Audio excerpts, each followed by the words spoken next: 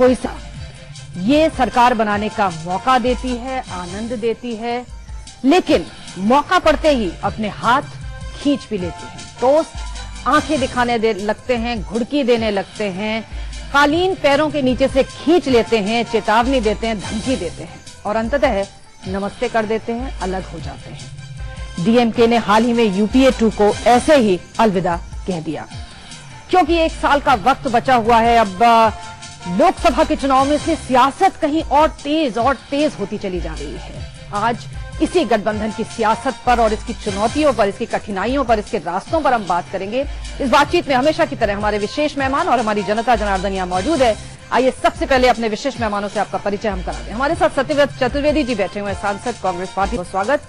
चंदन मित्रा जी हमारे साथ हैं, सांसद भारतीय जनता साहब बसपा से हमारे साथ हैं सीपीएम नेता, स्वागत है। हमारे बैठे हुए जो कि सांसद भी हैं, वरिष्ठ मोद जोशी जी, समकार और वरिष्ठ पत्रकार। अनुभवों से हम बातचीत को शुरू करें।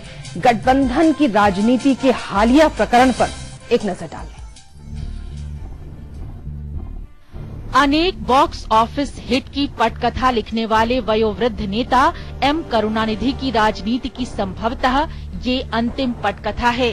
फिल्मों की ही तरह राजनीति में भी सफलता महज एक चीज पर निर्भर नहीं होती है। पटकथा के साथ इमोशंस, ड्रामा, अभिनय और निर्देशन का भी योगदान जरूरी है। करुणानिधि की हालिया पटकथा ड्रामे और इमोशन से भरपूर है। बस अभिनय और निर्देशन का देखा जाना बाकी है, जो अंततः 2014 के आम चुनाव में ही साबित हो सकेगा। बात या नाराजगी इतनी बड़ी नहीं थी कि समर्थन ही वापस ले लिया जाए। तमिल मूल के श्रीलंकाइयों का मुद्दा पहले भी था, लेकिन तब बाजी जयललिता ने मारी थी। नाराजगी का एक अवसर पहले भी आया था, जब भ्रष्टाचार के आरोप में अजीज अंदर थे, लेकिन दिल से छूटे खासा वक्त हो चुका है और भ्रष्टाचार के कुछ एक अन्य प्रकरण सामने आए हैं, जिनमें डीएमके की संलिप्तता नहीं है, तो समर्थन वापसी का फैसला पॉलिटिकली करेक्ट माना जा रहा है।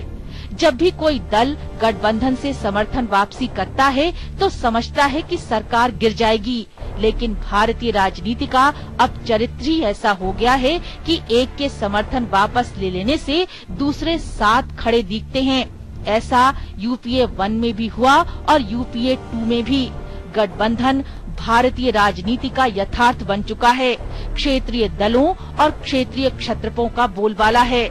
राष्ट्रीय राजनीति के केंद्र में अब क्षेत्रीय मुद्दे और महत्वाकांक्षाएं महत्वपूर्ण हो चुकी हैं। एक की महत्वाकांक्षाएं संबोधित नहीं होती तो दूसरे अवसरों को तलाशने के लिए आगे आ जाते हैं। इसी के साथ सौदेबाजियां शुरू हो जाती हैं, जिनमें अक्सर क्षेत्रीय मुद्दे भी हाशिए पर चले जाते हैं।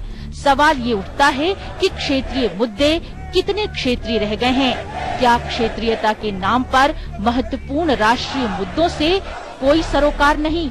हालात तो यहाँ तक पहुँच गए हैं कि अपने राजनीतिक हितों को साधने के लिए अंतर्राष्ट्रीय संबंधों या विदेश नीति को ताक पर रखा जाने लगा है। तीस्ता जल विवाद से लेकर अफजल गुरु की फांसी और अब तमिल मूल के श्रीलंकाइयों का मुद्दा इस बात के प्रमाण हैं। क्षेत्रीय राजनीति और उसके नफा नुकसान इतने महत्वपूर्ण हो जाते हैं कि उसके आगे भविष्य की संगीन चुनौतियों को अनदेखा कर दिया जाता है। ना खेलेंगे ना खेलने देंगे, गठबंधन की राजनीति का अब मंत्र बन चुका है। अवसरवादिता से भरपूर और जवाबदेही से मुक्त इस राजनीति में सौदेबाजी ही एकमात्र लक्ष्य होता है। आर्थिक सामाजिक क्षेत्र के कितने विधेयक, कितने रिफॉर्म लंबित हैं, जो गठबंधन के कारण मौजूदा दौर केंद्र के गठबंधन के लिए कठिन परीक्षा का दौर है। तमाम जोखिमों से भरा है, लेकिन संभावनाएं भी छिपी हैं उन सुधार कार्यक्रमों को आगे बढ़ाने की, जिनसे माया या मुलायम को कतई परहेज नहीं। मुलायम चाहते होंगे कि अखिलेश 1 वर्ष और पूरा करें और अपनी छवि को दुरुस्त करें। माया भी शायद चाहेंगी कि उत्तर प्रदेश में मुलायम 1 वर्ष तक और टिकें और अपनी भद्द पिटवाएं। कितनी अजीब बात है कि केंद्र की मौजूदा गठबंधन सरकार के अंतिम वर्ष का भविष्य उन 2 क्षेत्रीय दलों पर निर्भर है जो यूपी से हैं और जिनके बीच 36 का आंकड़ा है। कांग्रेस के लिए सबसे बड़ी सांसद भी यही है। तो गठबंधन करना आज की जरूरत बन चुकी है, सच्चाई बन चुकी है, पर गठबंधन के जो ये साथी हैं, दोस्त हैं, उनसे कैसे निपटा जाए, गठबंधन की सियासत के रास्तों को कैसे नापा जाए, कैसे उन पर चला जाए, बड़ी मुश्किल की बात है। सत्यव्रत चतुर्वेदी साहब, आपसे बेहतर इसको कौन समझ सकता है? ये बताइए कि अब सरकार के नुमाइंदे ये कह रहे हैं बार बार कि साहब सरकार को कोई खतरा नहीं है, सरकार स्थायी है, चला तो आप लेके चले जाएंगे 1 साल तक शायद, लेकिन ये जो ऑक्सीजन के सिलेंडर 2 आपको चाहिए, समाजवादी पार्टी और बसपा, ये सिलेंडर की जरूरत बार बार पड़ेगी ऑक्सीजन की। देखिए, गठबंधन की सरकार कोई चाहत की सरकार नहीं है, राजनीतिक विवशता की सरकार होती है। जब किसी भी दल को राजनीतिक रूप से संसद में स्पष्ट बहुमत नहीं मिलता है तो उसे अन्य दलों से सहयोग लेने की जरूरत पड़ती है। गठबंधन हुआ है, गठबंधन हुआ है तो गांठ तो रहेगी। जो भी दल गठबंधन की सरकार में शामिल होते हैं वो अपना वजूद खत्म नहीं कर देते, वो अपने अस्तित्व को, राजनीतिक ताकत को बढ़ाने के लिए वो इस सरकार का हिस्सा बनते हैं।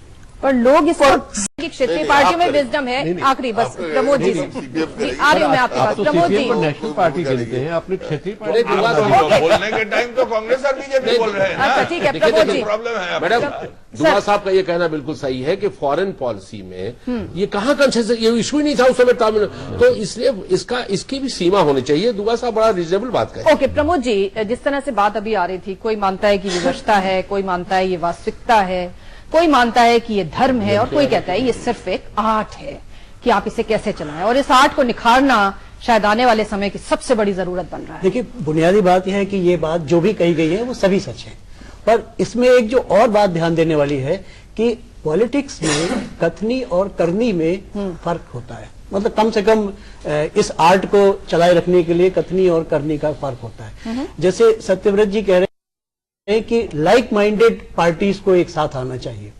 लाइक माइंडेड पार्टीज कौन सी होती हैं ये देखने की जरूरत है, और कब होती हैं, और कब होती हैं।